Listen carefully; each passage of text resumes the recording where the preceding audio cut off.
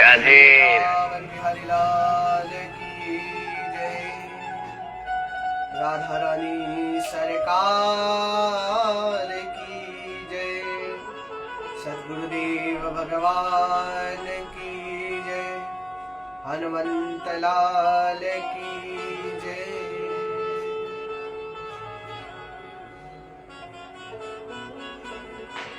लंबोदरं परमसुन्दरमेकदन्तं रक्ताम्बरं त्रिनयनं परमं पवित्रम् उद्यद्दिवाकरकरोज्ज्वलकायकान्तं विघ्नेश्वरं सकलविघ्नहरं नमामि।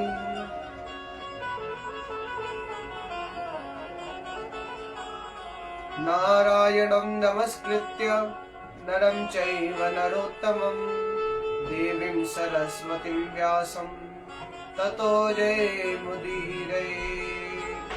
लक्ष्मीनाथसमारम्भां नाथयामुनमध्यमाम् अस्मदाचार्यपर्यन्तां वन्दे गुरुपरम्पराम्।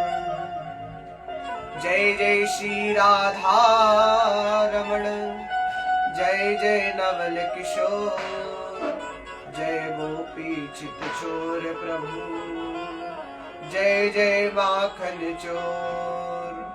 राधे मेरी माँ तू है, पिता मेरो घनश्याम, इन दोनों के चरणों में मेरो बारंबार प्रणाम। बुद्धहीन तनु जानिके सुमिरो पवन कुमार, बल बुद्धि विद्या देहु मोहि हरहु कलेश विकार। आइए हनुमंत विराजिए, मैं कथा कहूँ मति अनुसार। प्रेम सहित गादी धरियो, विराजो पवन कुमार। हरे राम राम राम हरे हरे, हरे कृष्ण कृष्ण कृष्ण हरे हरे, हरे कृष्ण कृष्ण कृष्ण हरे हरे।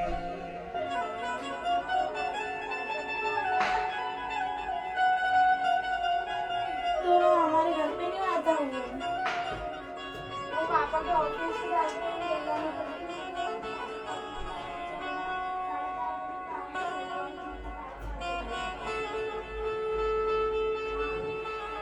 नारायण श्रीमन नारायण परंपरा पर अखिलेश्वर अकारण करुणा वरुणालय भक्ति वांछा कल्प तरु तड़ित विडंदित मोर मुकुटधारी श्री बाके बिहारी लाल के श्री चरणों में इस दास का प्रणाम। परमाराध्य लाडली विश्व भानु नंदनी आनंद कंदनी कृष्ण प्रिय श्री राधा रानी के श्री चरणों में इस दास का प्रणाम। श्री राम कथा एवं श्रीमद् भागवत कथा के प्रमुख श्रोता श्री हनुमान जी महाराज के श्री चरणों में इस दास का प्रणाम।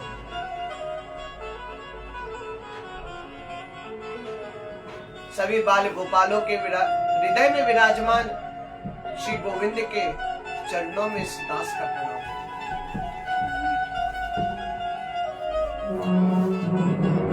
मेरे कंधे से कंधा मिलाकर चलने वाले सभी भाई बंधु विप्रगण एवं माता अनुसुईया के चरित्र को चरितार्थ करने वाली समस्त मातृ शक्ति को इस दास का प्रेम भरा जय जय श्री राधे, जय जय श्री राधे, जय जय श्री राधे।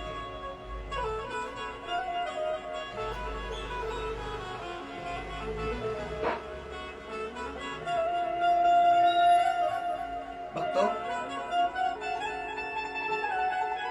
बड़ा सौभाग्य का विषय है कि आज हम सभी मिलकर इंदौर महानगर में स्थित श्रीमद् भागवत साप्ताहिक ज्ञान यज्ञ महोत्सव का अनुसरण कर रहे हैं। बड़ा हर्ष है कि आज हम सभी मिलकर श्रीमद् भागवत कथा को श्रवण कर रहे हैं, उसका रसास्वादन कर रहे हैं। बड़ा सौभाग्य है कि आज हमारे ऊपर ठाकुर जी महाराज श्रीमद् भागवत महापुराण एवं समस्त संतगण विप्रगणों की कृपा हुई है, पितृगणों की कृपा हुई है, जो आज हम मिलकर श्रीमद् भागवत की कथा को श्रवण कर रहे हैं।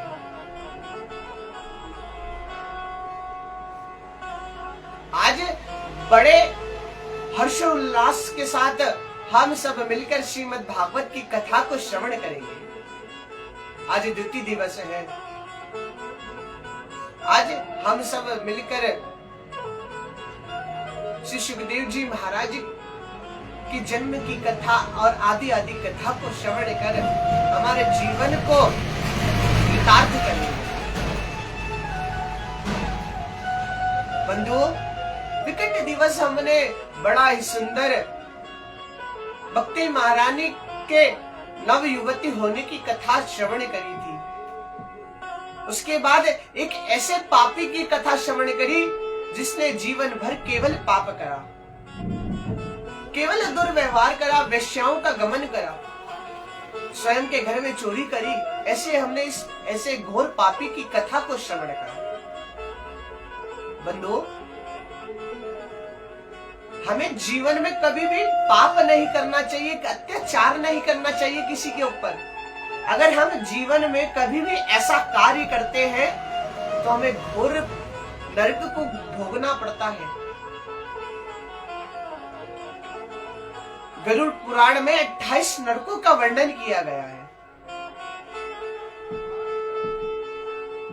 28 नरक में अलग अलग लोगों को कैसे कैसे पाप भोगना पड़ते हैं, ये बताया गया है। बंधुओं, इन 28 नरकों में किस प्रकार हमें तड़पा तड़पा कर सजा दी जाती है, ये वर्णन किया गया है। और इन सभी सजाओं का उल्लेख हमारे इस जीवन पर निर्भर करता है।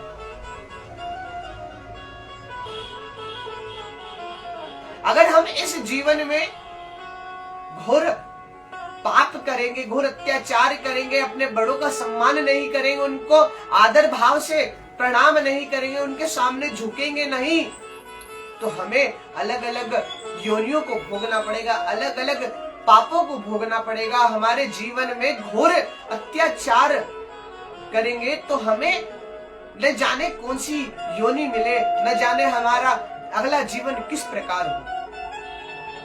भक्तों, आपको बताएं कि ये जो नरक है, ये भगवान यम के द्वारा निर्माणित किए गए हैं, ब्रह्मा के द्वारा संचालित कर कर यम को दिए गए हैं।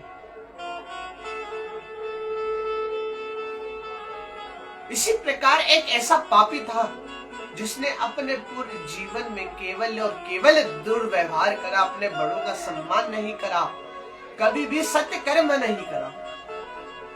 अंत में उसे प्रेत योनि प्राप्त हुई और प्रेत योनि प्राप्त होने के बाद भी उसे मोक्ष नहीं मिला। आइए हम ऐसी ही पापी की कथा सुनते हैं, ऐसे पापी की कथा को श्रवण करते हैं जिसने केवल और केवल जीवन भर पाप करा। बंधुओं, गोकर्ण जी महाराज ने ऐसे पापी को श्रीमद् भागवत कथा को श्रवण कराकर उसे मुक्ति दिलाई। गोकर्ण जी महाराज ने ऐसे पापी को मुक्ति दिलाने के लिए एक उत्तम स्थल को देखकर श्रीमद् भागवत का आयोजन करा। उसने देखा कि आज स्वयं मेरा भाई, जो कि एक गौ का पुत्र है, एक गाय का पुत्र है, वह मेरे लिए मुझे मुक्ति दिलाने के लिए श्रीमद् भागवत जैसे महापुराण का उद्यापन कर रहा है, ऐसे महापुराण की कथा का आयोजन कर रहा है, ताकि मुझे इस लोक से मुक्ति मिल जाए, मुझे इस लोक से भूलोक तक भगवान के चरणों तक का रास्ता मिले। बंदो, ये जो श्रीमद् भागवत कथा है, ये एक फल है। ऐसे फल को ग्रहण करना बहुत आसान है। ये एक मीठा फल है। जिस प्रकार एक पेड़ पर एक आम का फल या अन्य कोई भी फल होता है वह उगता है, और जिस प्रकार उस फल को तोता खा लेता है, उसकी जो मिठास होती है ना, वो इतनी अधिक होती, इतनी उत्तम होती है कि उसका अनुसरण करके हमें, हमारे जीव को इतना उल्लास होता है कि इस फल का कितना मीठा स्वाद है, यह कितना प्यारा फल है, कितना स्वादिष्ट है, जिसके ग्रहण करके ही हमारे जीवन को, हमारे मन को इतनी संतुष्टि मिली है। और अगर वह फल तोता ग्रहण कर लेता है तो उसकी मिठास और बढ़ जाती है। उसी प्रकार श्रीमद् भागवत भी एक फल है। अगर इसका अनुसरण कोई व्यक्ति कर लेता है तो उसके जीवन में केवल और केवल मिठास आ जाती है। वह अपने जीवन में कभी भी अशब्द का प्रयोग नहीं करता, वह कभी भी अपने जीवन में ऐसे दुर्व्यवहार नहीं लाता कि जिसके कारण दूसरे को कष्ट मिले।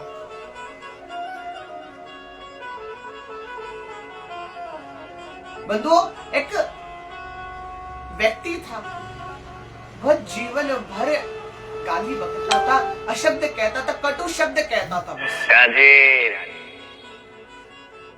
वह जिस किसी से भी मिलता तो वह कैसी भी बात हो, कितनी अच्छी से अच्छी बात क्यों ना हो, वह उन बातों में गाली का प्रयोग अवश्य करता था। एक बार उसकी मुलाकात एक सज्जन व्यक्ति से हुई। उसने उन व्यक्ति से वार्तालाप करते हुए, बात करते हुए भी गाली का प्रयोग करा। तो जितनी बार वह गाली बकता, वह सज्जन व्यक्ति उस व्यक्ति से कहता कि मेरे भाई, तुम्हें जब जब लगे और तुम जब जब गाली का प्रयोग करो, उस समय एक बार भगवान का नाम ले लेना। इस प्रकार उस व्यक्ति ने अपने जीवन में अनेकों बार भगवान का नाम लेना प्रारंभ करा। वह जितनी बार गाली बकता, उतनी बार भगवान का नाम लेता। अंत में जब उसकी मृत्यु निकट आई, उसे जब यम के दूत लेने आए, तब उन्होंने देखा कि इसने अपने जीवन में अधिक से अधिक बार भगवान का नाम लिया, भगवान के नाम का उच्चारण करा है, इसलिए इसके जो पाप है वो नष्ट हो गए।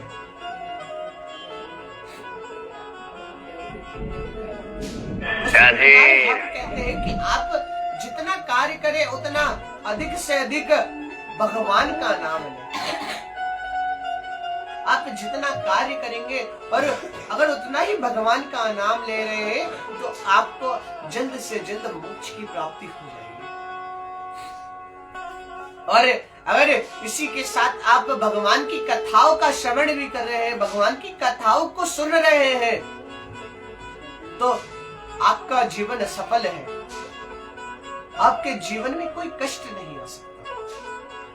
आप अधिक से अधिक भगवान के नाम का सुमिरन करें, भगवान के नाम का कीर्तन करें, भगवान के नाम का उच्चारण करें, ताकि आपको जीवन में सफलता मिले, आपको जीवन में एक नई उम्मीद आ जाए कि यह जीवन मेरा सफलदायक है, क्योंकि मैंने भगवान का नाम सुमिरन करा है, भगवान के नाम का कीर्तन करा है। आप नित्य उठे और उठते ही भगवान को शुक्रिया करें,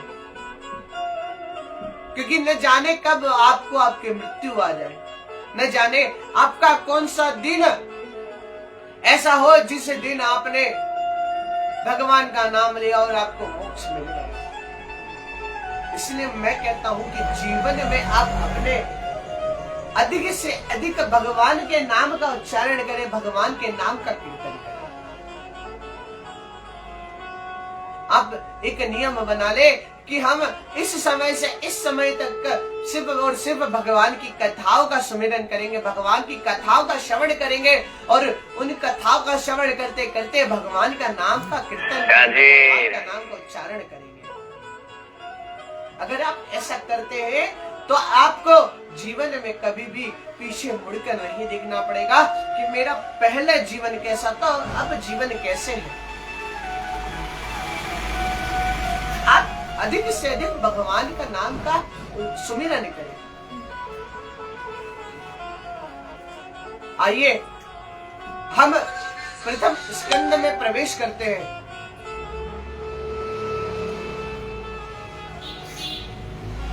प्रथम स्कंद में भगवान वेदव्यास जी ने भगवान का मंगलाचरण करने से पहले भागवत जी का मंगलाचरण किया।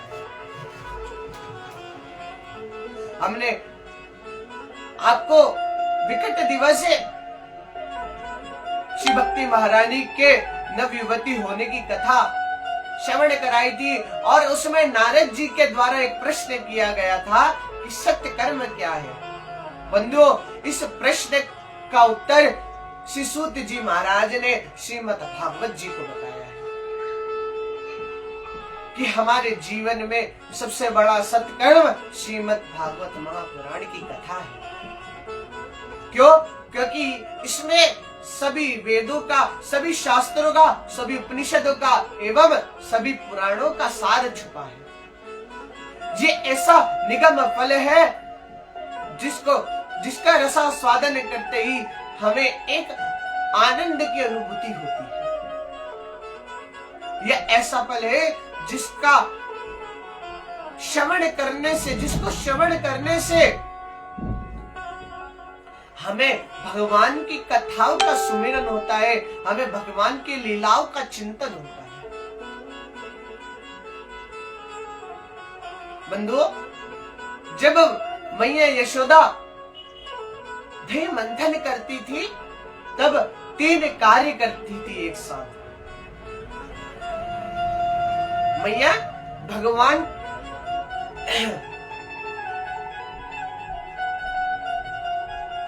मैया जब दही मंथन करती थी तो 3 कार्य करती थी।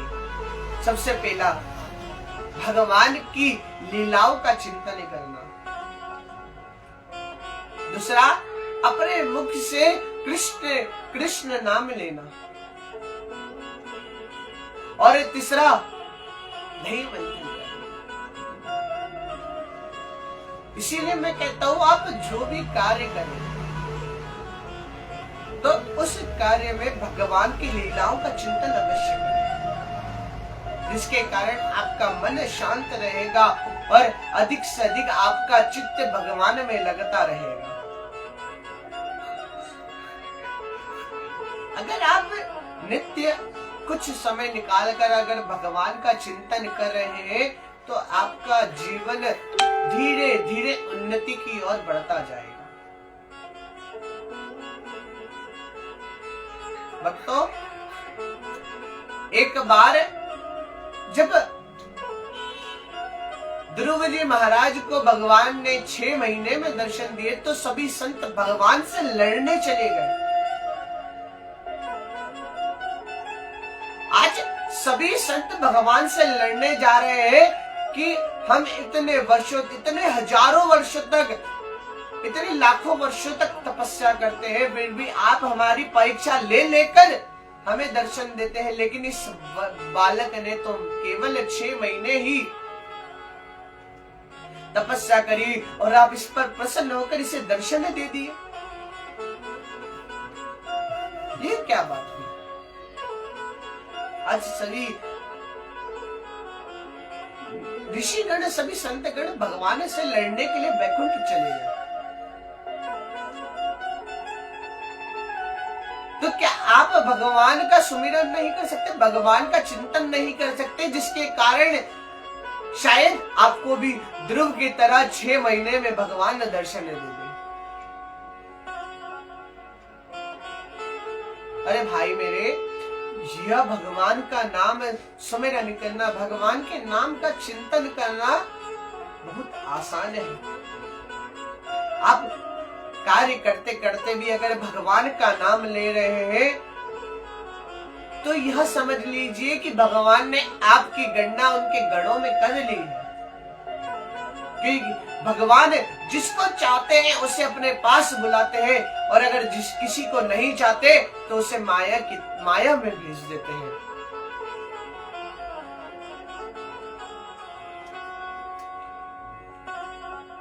अरे एक बार नारद जी ने प्रश्न करा,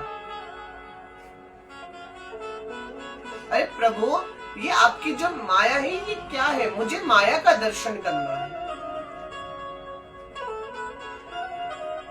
मैं जानना चाहता हूँ माया क्या है।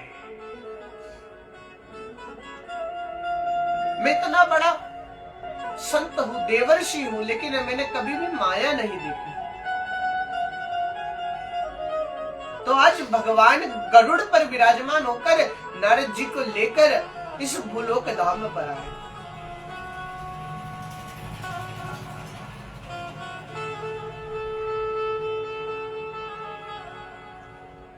भगवान एक वृक्ष के नीचे जाकर विराजमान हो गए और नारद मुनि से कहा कि हे नारद श्रेष्ठ, आप जाइए और सरोवर में एक डुबकी लगाकर आइए। उसके बाद मैं आपको माया क्या है यह बताऊंगा। बंधुओं, नारद जी जैसे ही सरोवर के पास गए, सरोवर में कई महिलाएं, कई पुरुष, कुछ बाल गोपाल, गाय बछड़े सब मिलकर क्रीड़ा कर रहे हैं। पुरुष अपनी स्त्री, अपने बच्चों के साथ क्रीड़ा कर रहे थे, गाय अपने बछड़े के साथ क्रीड़ा कर रहे थे। यह सब दृश्य देखकर नारद जी के मन में एक उल्लास हो गया, नारद जी का मन प्रफुल्लित हो गया।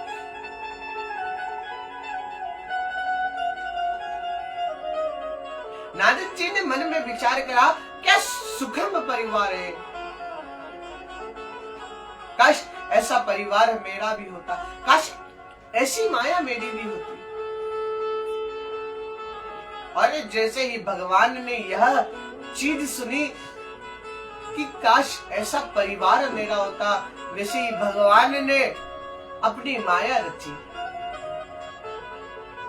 आज नारद जी महाराज ने सरोवर में डुबकी लगाई, और जैसे ही सरोवर में डुबकी लगाकर बाहर निकले तो नारद जी नारद से नारदी बन गए, यानी पुरुष से स्त्री बन गए। और भगवान ने नारद जी भगवान को इतनी सुंदर स्त्री बनाया,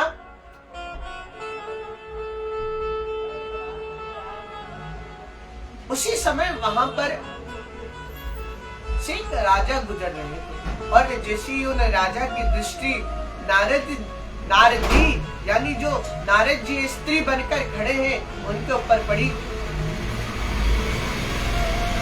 वैसे ही वह राजा उन पर मोहित हो गया।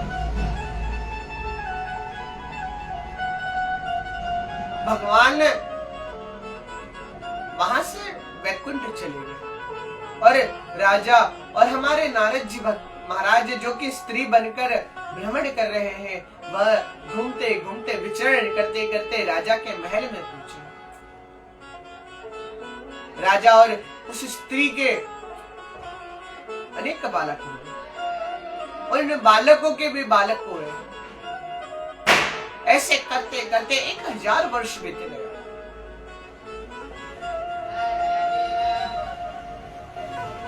अगर हमारा कोई भी बालक कहीं बाहर जाता है और समय के बताए अनुसार नहीं आता तो हमें चिंता होने लगती है कि अरे यार, अरे मतलब वो वहां गया है और अभी तक नहीं लौटा। माताएं हमारी बड़ी चिंता करती है। हमारी माताओं को अपने पुत्र की अधिक से अधिक चिंता होती है। और जो स्त्रियां हैं जिनकी नया विवाह हुआ है, वे अपनी पतियों की चिंता करती है कि हमारे पति सुबह से काम पे गए हैं परंतु अभी तक लौटे नहीं, क्या उनका हाल ठीक है, क्या वो सही तो है, क्या उनका स्वास्थ्य उत्तम तो है। इस प्रकार हमारी माताएं बहनें सभी चिंता करती है।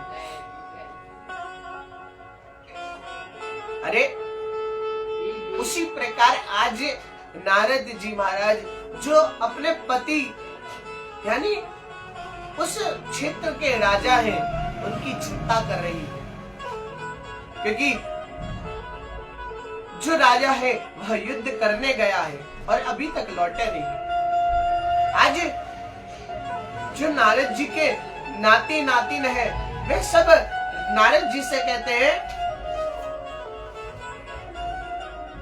कि अरे दादी, आप चिंता मत करो, दादाजी सुख और सकुशल होकर जल्दी लौट आएंगे। तब नारद जी कहते हैं, न जाने क्यों मेरा मन बड़ा घबरा रहा है, न जाने क्यों मेरे मन में एक चिंता है कि उन्हें कुछ हो न जाए, क्योंकि वे जब भी जाते थे तो समय के अनुसार आ जाते थे,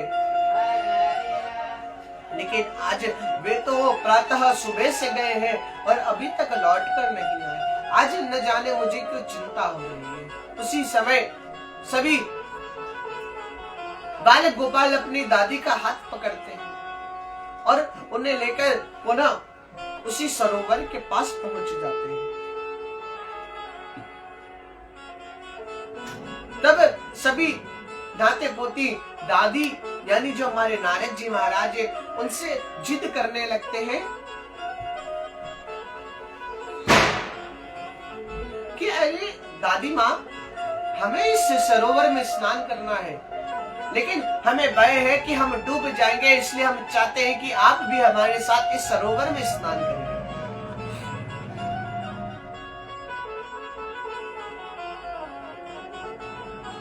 अरे आज जैसे ही नारद जी महाराज ने उस सरोवर में स्नान किया, वैसे ही नारद जी महाराज पुनः स्त्री से पुरुष बन गए और जैसे ही पुरुष बने वैसे ही उन्हें पुनः भगवान का दर्शन। नारद जी महाराज को अपना पुनर्जन्म यानी पूर्व की जो बातें हैं वह सब याद है, वह सब स्मरण है। तब भगवान ने नारद जी महाराज से प्रश्न करा, अरे नारद जी, आप बड़ी चिंता में दिख रहे हैं, क्या बात है? तो आज नारद जी महाराज ने भगवान के सामने हाथ जोड़ लिए कि प्रभु, आज तो मैं आपकी माया में पड़ गया, आज तो आपने अपनी माया रच दी, लेकिन गुरुदेव आज के बाद अपनी माया मुझे मत दिखाना, क्योंकि एक बार जब से मैंने इस माया का दर्शन करा है तब से मेरे मन में एक चिंता हो गई, लेकिन अगर अगली बार मैं माया में पूरा निपट गया तो मैं इस संसार का भोगी हो जाऊंगा। इसलिए बंधु, ये जो माया है ना, ये बड़ी विचलित है।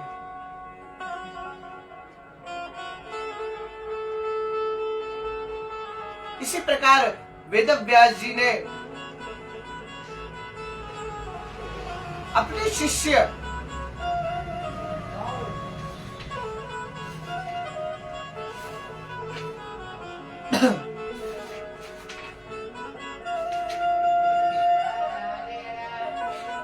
वेदव्यास जी महाराज ने अपने शिष्य श्री जैमिनी मुनि को एक श्लोक सुनाया और जैसे ही जैमिनी मुनि ने यह श्लोक सुना, उसी समय जैमिनी मुनि चिंता में पड़ गए। वह चिंतित हो गए कि कलयुग ऐसा भी हो सकता है कलयुग में ऐसे लोग होंगे जो अपनी स्वयं की बहन के साथ दुष्कर्म करेंगे? क्या कलयुग में ऐसे रिश्ते हो जाएंगे जिसकी कोई मर्यादा ना होगी?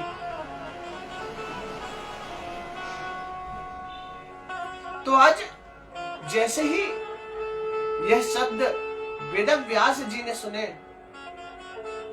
वैसे ही वेद व्यास जी कहने लगे, अरे पुत्र, तुम चिंता मत करो, तुम कल तक का समय लो और इस श्लोक पर विचार करना,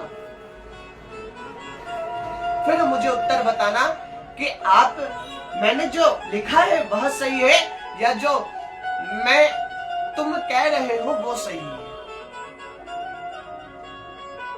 यह चीज मुझे अवश्य बताना। क्यों? क्योंकि अगर तुम बिगर विचार किए, बिगर सोचे समझे कुछ कह रहे हो तो उसके ना तो कोई हाथ है ना कोई पैर है। क्योंकि बिगर सोची समझी बातों के ना हाथ होते हैं ना पैर होते हैं, उसी प्रकार ये जो असत्य है ना, उसके भी ना हाथ है ना पैर है। इसलिए हमें जीवन में कभी भी असत्य नहीं कहना चाहिए,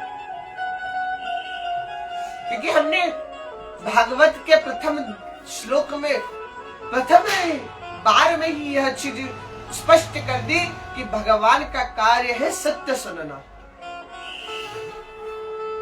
अरे भाई, हम कोई गलती करते हैं तो हम न जाने कितने झूठ कह देते होंगे। अरे ये जो बालक है, अगर इसने कुछ करा या इससे कोई गलती हुई तो ये अपनी माताओं को मनाने के लिए न जाने कितने झूठ कह देगा। अगर उन्हीं झूठों की जगह यह सत्य कह देगा तो माँ इसमें थोड़ा क्रोधित होगी, इसे थोड़ेगी, डांटेगी, फटकारेगी और शांत हो जाएगी, कह देगी अरे ठीक है, हो गई गलती, अगली बार ऐसी गलती मत करना। उसी प्रकार भागवत जी, हमारे ठाकुर जी महाराज, वह भी कहते हैं तुम गलती करो तो गलती करने के बाद हमारे सामने अगर आए हो तो सत्य कहो, कभी भी झूठ मत कहो। क्यों? क्योंकि तुम न जाने कितने झूठ कहोगे, अपनी बात को छुपाने के लिए उस पर पर्दा पर्दा पर्दा न जाने कितने पर्दे करोगे। अगर तुम उन पर्दों को हटाकर एक सत्य का पर्दा कर दोगे तो वह सत्य का पर्दा तुम्हें न जाने किस ऊंचाई पर ले जाएगा। न जाने उस सत्य से किसी का जीवन अगर कष्ट में है तो वह कष्ट उससे दूर हो जाएगा। इसीलिए आप कभी भी असत्य न करें। भगवान के सामने जाए, अपने सारे विचार रख दे, अपने सारे कष्ट उनके चरणों में रख दे और उनसे कह दे, हे प्रभु, बस हमारा जो जीवन है ये तेरे हवाले है। हमारा जीवन हम तेरे चरणों में सौंप रहे हैं। तू जान तो इसे संभाल ले, तू जान तो इसे बिगाड़ दे। ये हमारा जीवन होना चाहिए। अरे भाई, एक बार कथा चल रही थी तो पूज्य महाराज जी कथा में श्री गोवर्धन जी महाराज का बढ़िया ही सुंदर प्रसंग सुना रहे थे। महाराज जी ने बताया कि आज भगवान ने, श्री हमारे लालजू महाराज ने अपनी कनिष्ठिका उंगली पर श्री गोवर्धन जी महाराज को उठाकर रखा और जैसे ही आज गोवर्धन जी को हमारे लालजू महाराज ने, हमारे नंजू के लाला ने यानी हमारे कन्हैया ने उठाया, उसी समय सभी ग्वाल वालों ने, सभी ब्रजवासियों ने गोवर्धन जी महाराज के नीचे अपनी अपनी लाठियां लगा दी। सभी गाय, बछड़े, महिलाएं, गोपियां सभी आज श्री गोवर्धन जी महाराज के नीचे आके खड़ी हो गई। उसी समय श्री महाराज जी ने कहा कि आज की कथा हम यहीं पर विश्राम करते हैं। वहां पर सभी के बीच में एक संत बैठे थे और इनकी भगवान से बड़ी आस्था थी। वे भगवान को अपने बड़े भाई के समान मानते थे।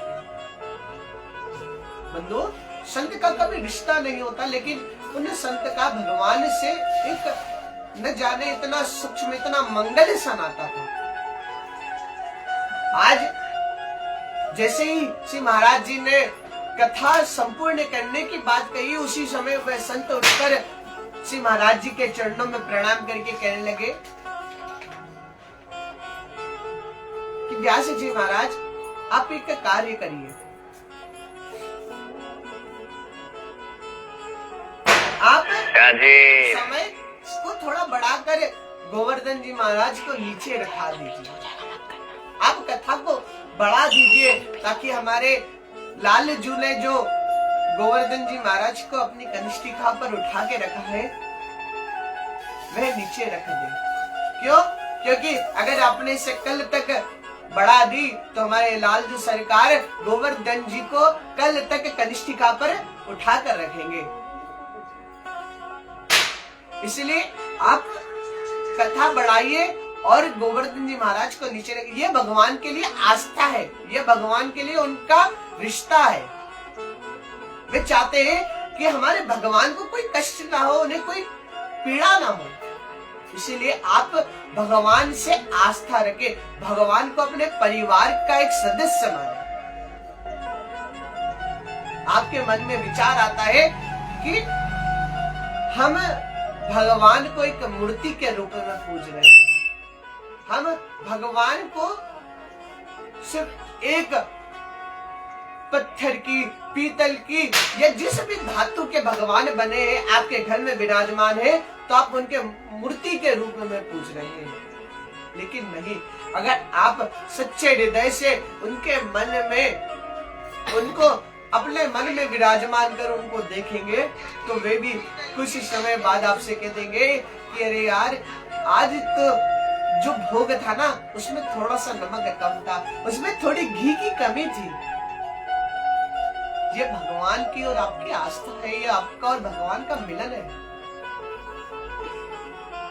आप चाहे तो भगवान को भाई बना ले, आप चाहे तो भगवान को बेटा बना ले, आप चाहे तो हमारे ठाकुर जी महाराज को अपना सखा बना ले, अपना परिवार बना ले। लेकिन आप जब भी भगवान को देखें तो अपने परिवार के सदस्य के रूप में। अरे हम जब भी श्री लालजी महाराज की सेवा करें तो इतने हृदय से करे, इतने पवित्र मन से करे कि अगर एक बार बैठे तो बैठे रह जाए और उठे तो उठ जाए। ये हमारा भाव होना चाहिए। अरे भैया, मैं तो श्रृंगार करने बैठता हूं तो कब समय निकल जाता है, कब 1 घंटा 1.5 घंटा बीत जाता है, ये पता नहीं चलता। श्री लालजी महाराज का श्रृंगार करता रहता हूं। ये मेरा भाव है, ये मैं भाव रखता हूं भगवान के सामने।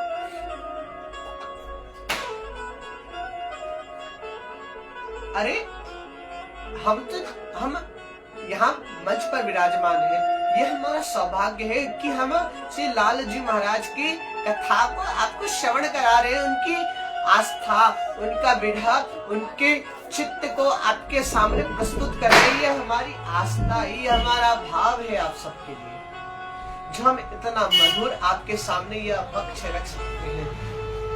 जो श्री भागवत जी ने, श्री लालजू महाराज ने हमें इतना काबिल समझा कि हम उनकी कथा का प्रचार कर सके, उनकी कथा को जन जन तक पहुंचा सके।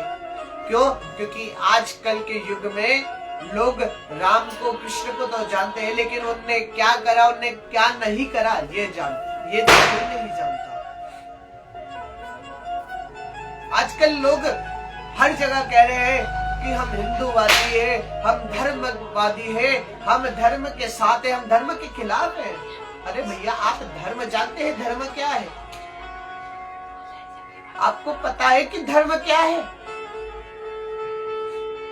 धर्म यह नहीं है कि जगह जगह भगवान का मंदिर बन जाए, जगह जगह भगवान की मूर्तियां स्थापित हो जाए। ये धर्म नहीं है। धर्म यह है कि जन जन को पता रहे कि श्री राम भगवान ने क्या करा, सीता का हरण क्यों हुआ, कृष्ण और राधा जी का मिलन क्यों हुआ, भगवान ने 24 अवतार क्यों धरे, श्रीमद् भागवत पुराण की रचना कैसे हुई, 17 पुराणों की रचना कैसे हुई, हमें 4 वेद क्या सिखाते हैं, उपनिषदों में क्या लिखा है। ये धर्म है, इन्हें जानना धर्म है।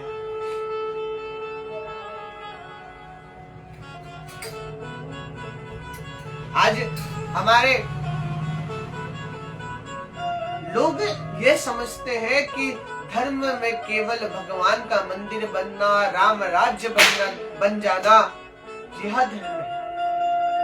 अरे भैया, यह धर्म तो है, लेकिन इसके साथ साथ उनकी कथाओं का श्रवण करना, उनकी कथाओं का चिंतन करना, यह भी धर्म है।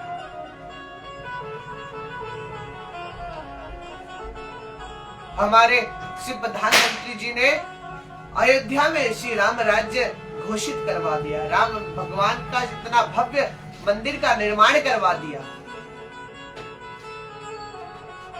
लेकिन लोग आज भी वहां जा रहे हैं तो केवल और केवल फोटो खींचने, भगवान के साथ सेल्फी लेने, यह कार्य करने जा रहे हैं, ना कि भगवान का दर्शन करने। लोगों फोटो खींच कर डाल देते हैं। आज अयोध्या तक की टूर करी हमने, आज भगवान के मंदिर में गए और भगवान के साथ फोटो खिंचाया हमने। ये आज का युग है, ये आजकल के बच्चे हैं, आजकल के लोग हैं ऐसे। आप जब भी मंदिर में जाए या कोई भी कथा में जाए, उस समय अपने मोबाइल को दूर रखें। क्योंकि न जाने किस रूप में, किस अवस्था में भगवान आपसे प्रेम करके आपके पास आकर विराजमान भी हो जाए।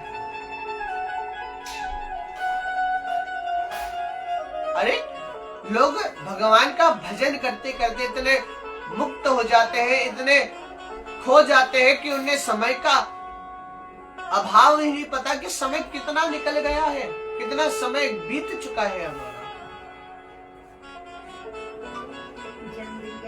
आपके जीवन में ऐसी आस्था होनी चाहिए,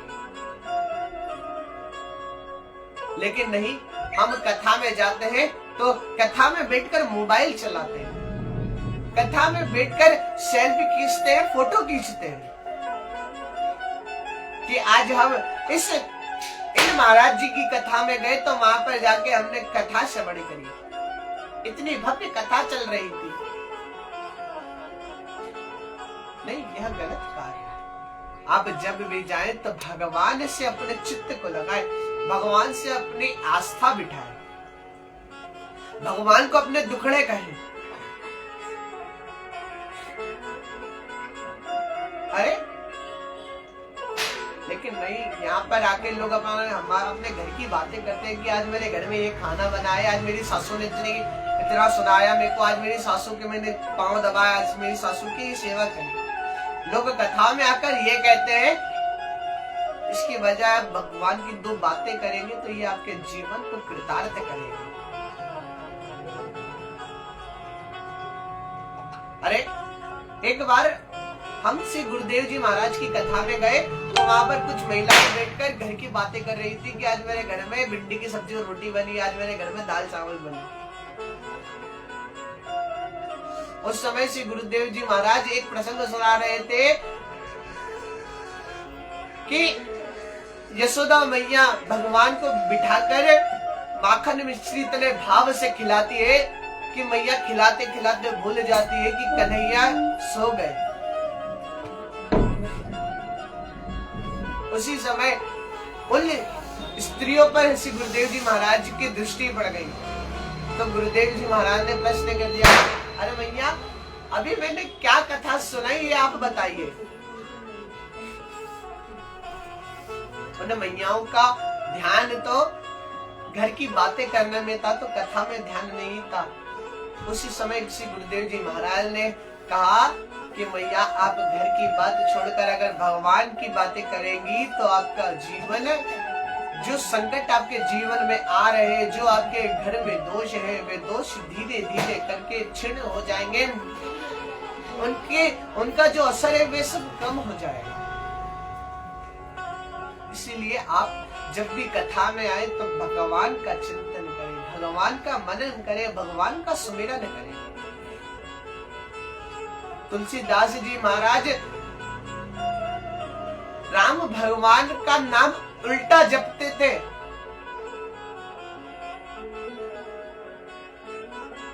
तुलसी जी महाराज भगवान का नाम उल्टा जपते जपते वे मरा मरा कहते थे राम राम की जगह। और इन मरा मरा कहते कहते उनने पूरी रामचरितमानस का निर्माण कर दिया और उनकी नियुक्ति से भगवान के गणों में हो गई। और आज हम उन्हीं श्री तुलसी जी महाराज की कथा को राम कथा के रूप में श्रवण करते हैं, उनके बताए गए अलग अलग चरित्रों का श्रवण करते हैं। वाल्मीकि जी ने भी रामायण लिखी, लेकिन उनकी कथा तो कोई श्रवण नहीं करता। बहुत कम जगह रामायण की कथा श्रवण की जाती है, सब श्री रामचरितमानस की कथा श्रवण कराते हैं। इसलिए आप भी अधिक से अधिक भगवान का कीर्तन करें, भगवान की कथाओं का श्रवण करें, ताकि आपको पता चले कि रामचरितमानस और श्री रामायण जी में क्या अर्थ है। श्री भागवत जी में इन दोनों का निचोड़ कर लिखा गया है, 17 पुराणों का निचोड़ कर लिखा गया है। ये आपके कथाओं को श्रवण करते करते आपके जीवन में जब कथा उतर जाएगी तो आपको सारी चिंताओं से मुक्ति मिल जाएगी, आपकी सारी चिंताएं दूर हो जाएगी उस समय। ये आपका भाव होना चाहिए, ये आपका मन होना चाहिए कि आज मुझे कथा श्रवण करने जाना है। क्यों? क्योंकि कथाओं का नियम है, कथाओं बंधन में की जाती है कि इस समय से इस समय तक कथा प्रथम दिन की गई है तो उसी समय के अनुसार अन्य दिन भी की जाएगी।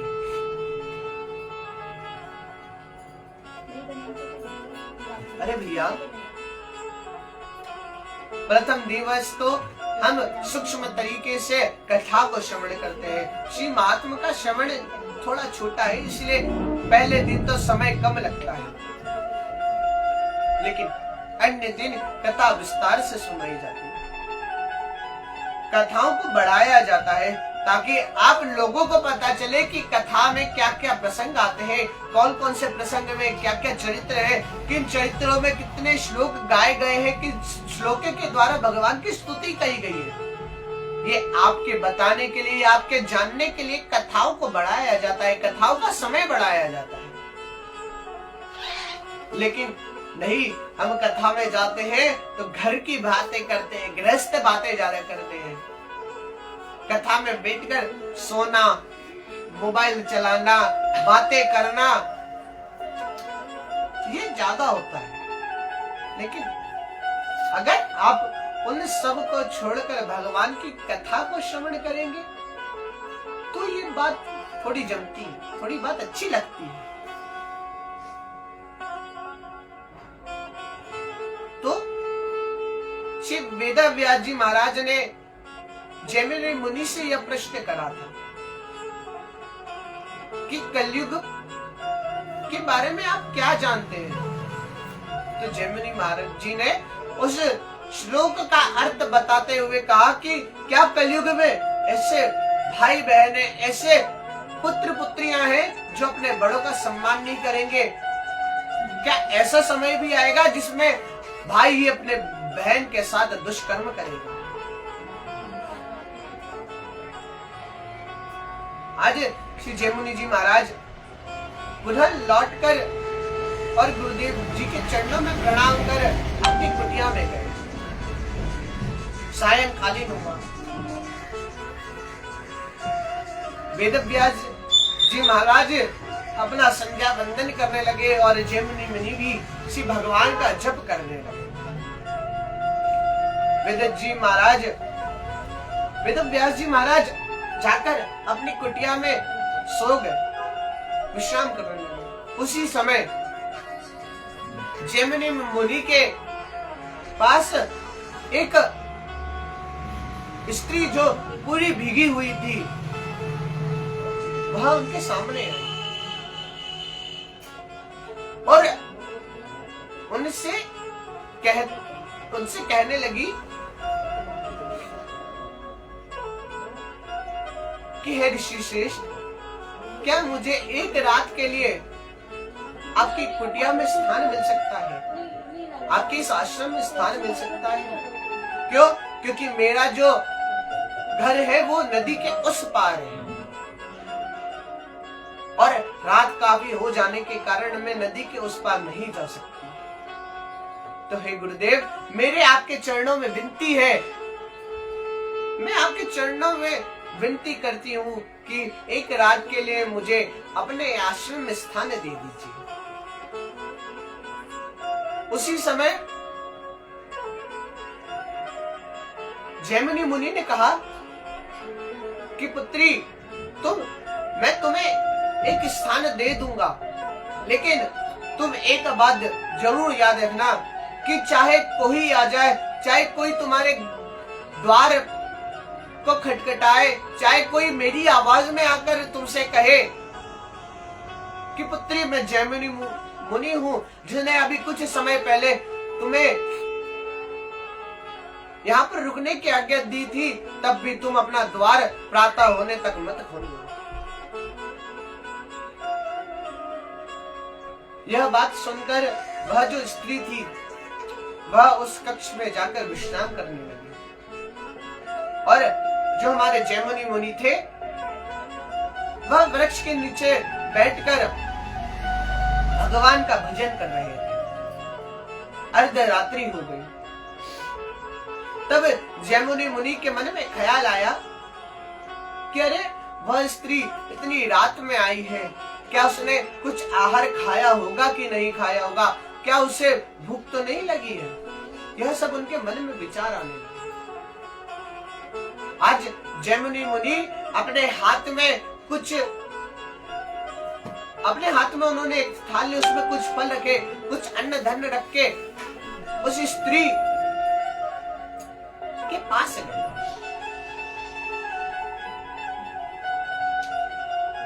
और उस स्त्री के द्वार पर जाके खटखटाने लगे। तब स्त्री ने अंदर से प्रश्न कहा कि कौन है, इतनी रात में कौन आया है? तब जैमिनी मुनि ने अपना परिचय देते हुए कहा कि मैं श्री वेदव्यास जी महाराज का परम शिष्य हूं।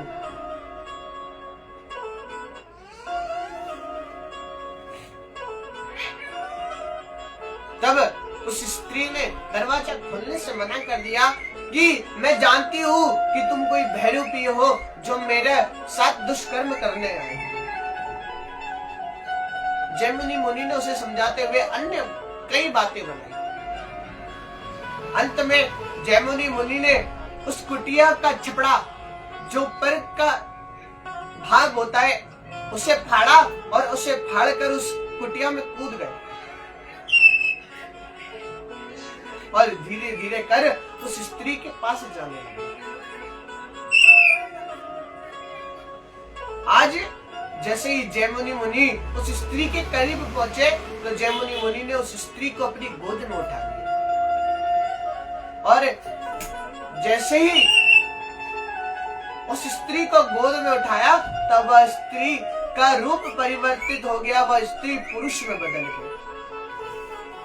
और जैसे ही जैमिनी मुनि की दृष्टि उस पुरुष के चेहरे की तरफ गई, उसी समय जैमिनी मुनि ने उस पुरुष को नीचे उतारा और उनके चरणों में गिरकर रोदन करने लगे।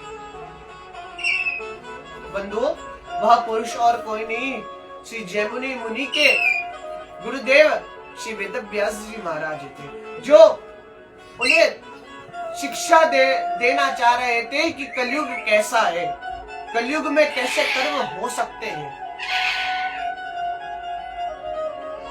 तब श्री जैमिनी मुनि समझ गए कि मेरे गुरुदेव मुझे क्या शिक्षा देना चाह रहे हैं, वो मुझे क्या सिखाना चाह रहे हैं। वो मुझे क्या बताना चाह रहे हैं, उनका तात्पर्य क्या है। तो आज जयमुनि मुनि ने गुरुदेव महाराज के चरणों में प्रणाम करा और उनसे कहा कि गुरुदेव, आपने जो मुझे श्लोक सुनाया है, आप उसी के समान अन्य श्लोक और लिख दीजिए और ऐसे कई अनेकों श्लोक डाल दीजिए जिसके कारण लोग समझ जाए कि कलयुग क्या है, कलयुग का प्रभाव क्या है, कलयुग में कैसे कैसे अत्याचार हो सकते हैं। मैं आपकी बात को इतनी उत्तम तरीके से, इतनी अच्छी तरीके से समझ चुका हूँ कि आप क्या कहना चाहते हैं, आप क्या बताना चाहते हैं कि कलयुग में कैसे लोग हैं, उनका कैसा अत्याचार है, वह कैसे सम्मान कर सकते हैं।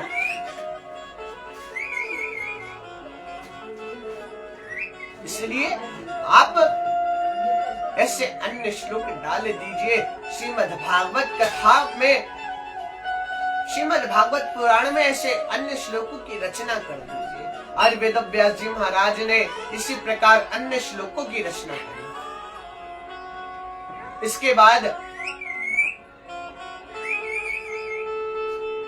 आज नारद जी महाराज भ्रमण करते करते कैलाश पहुंचे, जहां पर उनकी मुलाकात हमारी जगदम्बा श्री पार्वती जी से हुई। आज नारद मुनि ने माता के चरणों में प्रणाम करके कहा, हे माते, क्या आप जानती है कि भोले बाबा कहाँ हैं? तब पार्वती मैया ने स्पष्ट मना कर दिया कि मुनिश्रेष्ठ, हम नहीं जानते कि भोले बाबा कहाँ गए हैं। उसी समय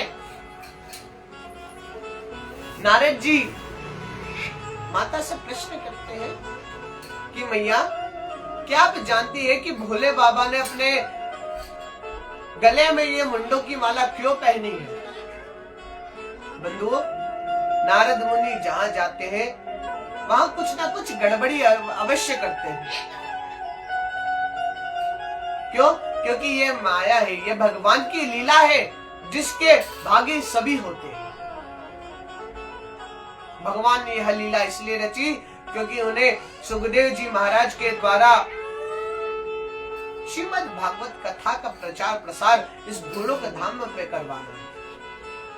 इस कारण भगवान ने नारद मुनि को कैलाश पर भेजा, माता पार्वती से मुलाकात करवाई। माता पार्वती ने स्पष्ट मना कर दिया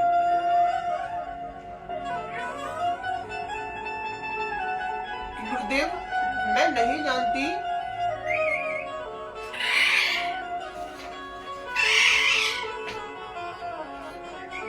कि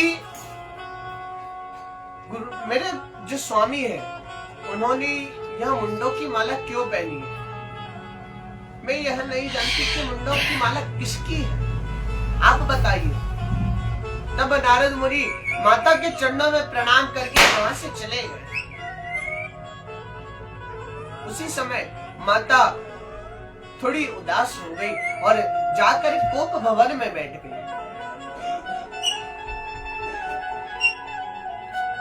आज विचरण करते करते भोले बाबा पुनः कैलाश को लौटे तो रास्ते में उनकी मुलाकात नारद जी महाराज से हुई। आज जैसे ही श्री नारद जी महाराज की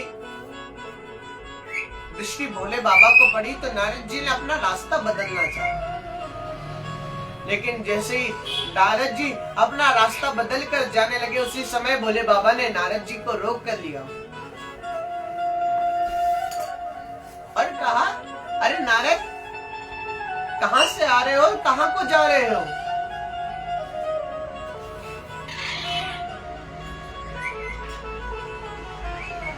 तो नारद जी महाराज कहने लगे, अरे मैं कैलाश से आ रहा हूं और पूरा अपने धाम को जा रहा हूं। तो बोले, कैलाश से कुछ कार्य था? बोले, नहीं नहीं, बस आपसे मुलाकात करने आए।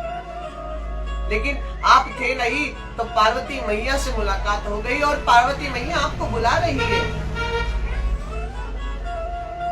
तब भोले बाबा सारी लीला समझ गए और हंसने लगे और कहने लगे कि हाँ हाँ, आप तो अभी अभी कैलाश से आ रहे हो, तो माता ने मुझे अवश्य याद करा होगा, क्योंकि आप जो आ रहे हो,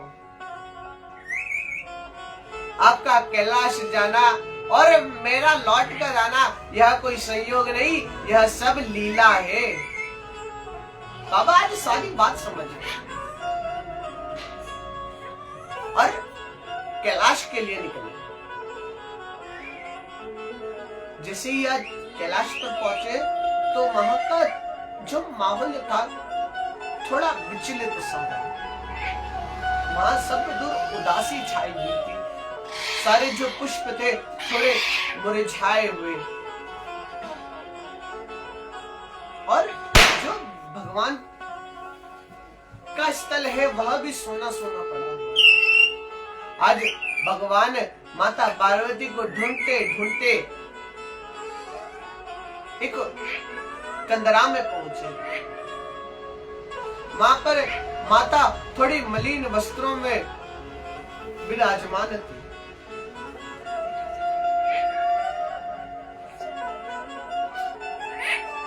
माता ने मन में विचार करा कि न जाने बाबा ने किसके मुंडों की माला पहन रखी है,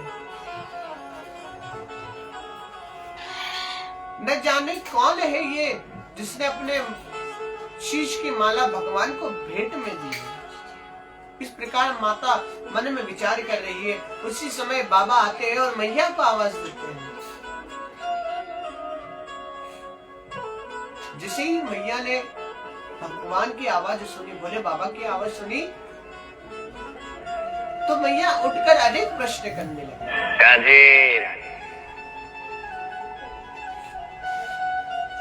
और कहने लगी कि बाबा मैं आपसे केवल और केवल 2 प्रश्न करूंगी, जिसके आपने उत्तर सही सही देने हैं। तो बाबा ने कहा ठीक है, आप प्रश्न करिए और मैं उनके सही सही उत्तर दूंगा। तो मैया ने सर्वप्रथम यह प्रश्न करा कि बाबा आप ये बताइए कि आपने जो मुंडों की माला पहनी है ये किसकी है। तो बाबा कहते हैं कि देवी ये मुंडों की माला किसी और की नहीं, स्वयं आपकी ही मुंडों की माला है। ये आपके जितने भी जन्म हुए हैं, उन जन्मों में आपके जितने भी अवतार हुए हैं, उन्हीं अवतारों में से मैंने यह मुंडों की माला बनाई है। तो मैया कहती है कि मेरे अवतार हुए, मेरे अनेकों जन्म हुए हैं, क्योंकि जिस प्रकार आपकी जो यह मुंडों की माला है उस हिसाब से तो यह लगता है कि न जाने मैं कितने जन्मों से मरती आ रही हूँ, और उन्हीं जन्मों में से आपने मेरे धड़ से यह शीश अलग कर करके अपने वक्ष स्थल पर धारण किया।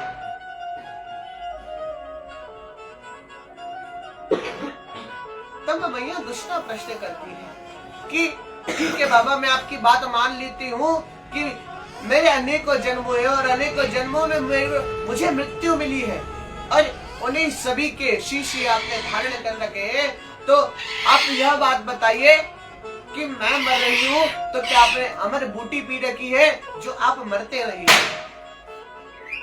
क्या आपने ऐसा कोई पदार्थ पी रखा है जिसके कारण आपकी मृत्यु नहीं होती?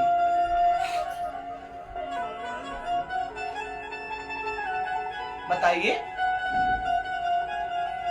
तब बाबा कहते हैं कि हाँ, मैंने एक ऐसी अमर बूटी पान कर रखी है जिसके कारण मैं मरता नहीं हूँ। मैंने एक ऐसी अमर कथा का रसा स्वादन कर रखा है जिसके कारण मेरी मृत्यु नहीं होती। बोली राधे राधे। तो बाबा से मैया कहती है कि आपने अमर कथा का पान कर रखा है, तो आप एक कार्य कीजिए, मुझे भी अमर कथा का पान कराइए, जिसके कारण मेरी भी मृत्यु ना हो और आपके जो ये मुंडी है, आपने ये जो अपने वक्ष स्थल पे मुंडी धारण कर रखी है, ये जो मुंडों की माला धारण कर रखी है, यह और बड़े नहीं। तो आज मैया के जिद करने पर बाबा मान जाते हैं और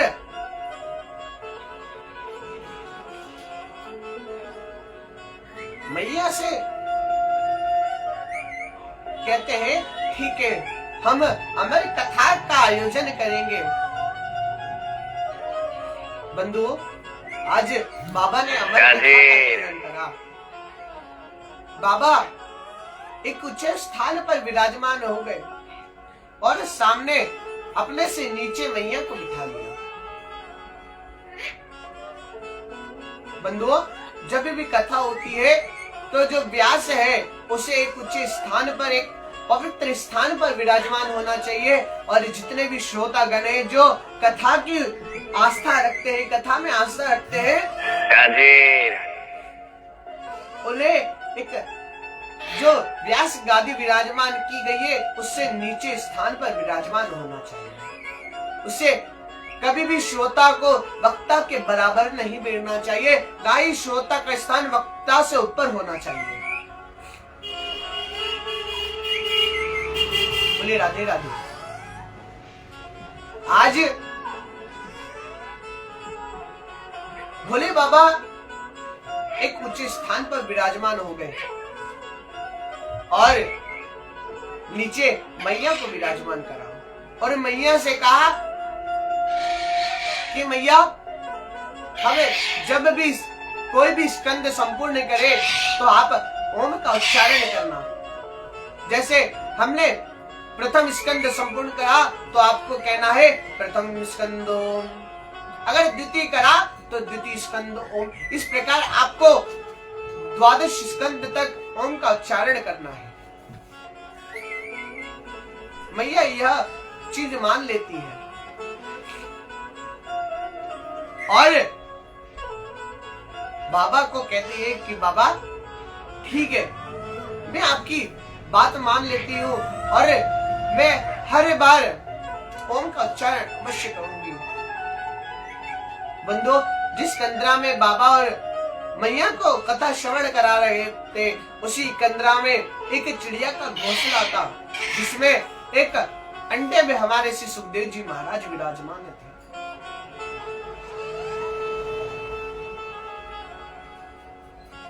भक्तों, हमारे श्री सुखदेव जी महाराज तोते के स्वरूप में है और उस तोती का घोंसला भी उसी कंदीरा में था, जिस कंदीरा में बाबा हमारी मैया को हमारी कथा का रसा स्वादन करा रहे हैं। आज बाबा ने प्रथम स्कंद का उच्चारण करा और प्रथम स्कंद के पूर्व में जोर से जयकारा लगाया। बोली बाल कृष्ण लाल की जय, श्रीमद् भागवत महापुराण की जय। इस प्रकार बाबा ने जोर से जयकारा लगाया और 3 बार डमरू का निनाद करा।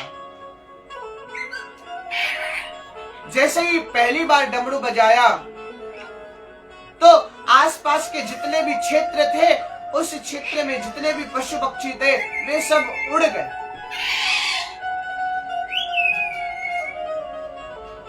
दूसरी बार जैसे ही निनाद करा, वैसे ही जो चिड़िया का घोंसला था, उस चिड़िया के घोंसले में जो अंडे थे वे सारे फूट गए। कुछ अंडे ऊपर से नीचे जमीन पर गिर गए और जैसे ही तीसरी बार डमरू का निनाद करा, वैसे ही हमारे श्री सुखदेव जी महाराज का जन्म हुआ और जैसे ही श्री सुखदेव जी महाराज का तोते के रूप में जन्म हुआ, वैसे ही सभी देवताओं ने आकाश से जयकारा, बोले सुखदेव जी महाराज की जय। इस प्रकार आज सभी देवताओं ने सुखदेव जी महाराज का बड़ा सुंदर जयकारा। बंधुओं, ये सुखदेव जी महाराज कौन है, इनका जन्म कैसे हुआ और ये तोते की योनि में कैसे आए। बंधुओं, ये सुखदेव जी महाराज और कोई नहीं, हमारी श्री राधा रानी के तोते हैं। इनका नाम कलविंक है।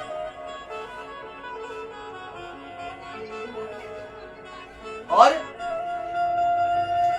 हमारी राधा रानी ने भगवान श्री कृष्ण की इच्छा से ही श्री सुखदेव जी महाराज को इस भूलोक पर भेजा ताकि वे श्रीमद् भागवत का प्रचार प्रसार कर सके।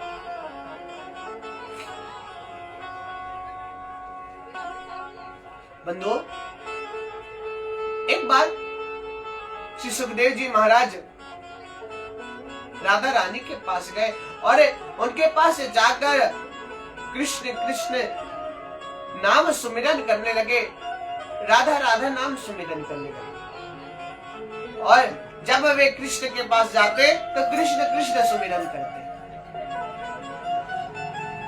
आज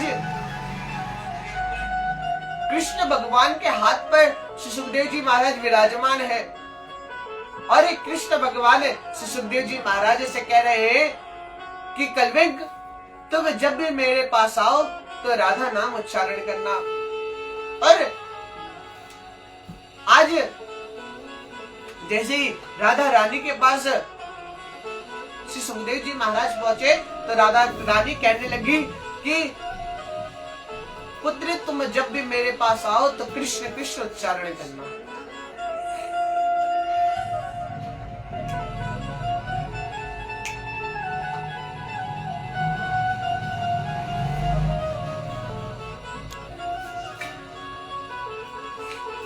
कृष्ण कृष्ण उच्चारण करना।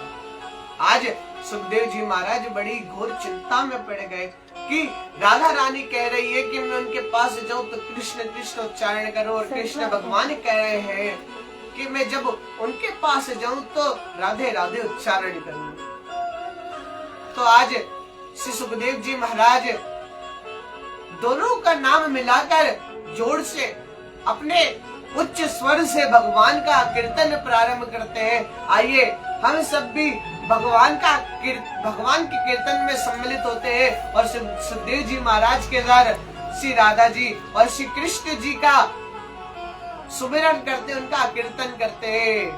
राधे कृष्ण राधे कृष्ण कृष्ण राधे राधे, राधे श्याम श्याम श्याम राधे राधे, राधे कृष्ण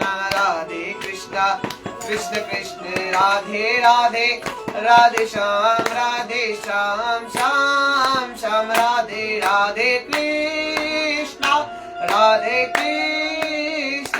कृष्ण कृष्ण राधे राधे, राधे श्याम श्याम श्याम राधे राधे, राधे कृष्ण कृष्ण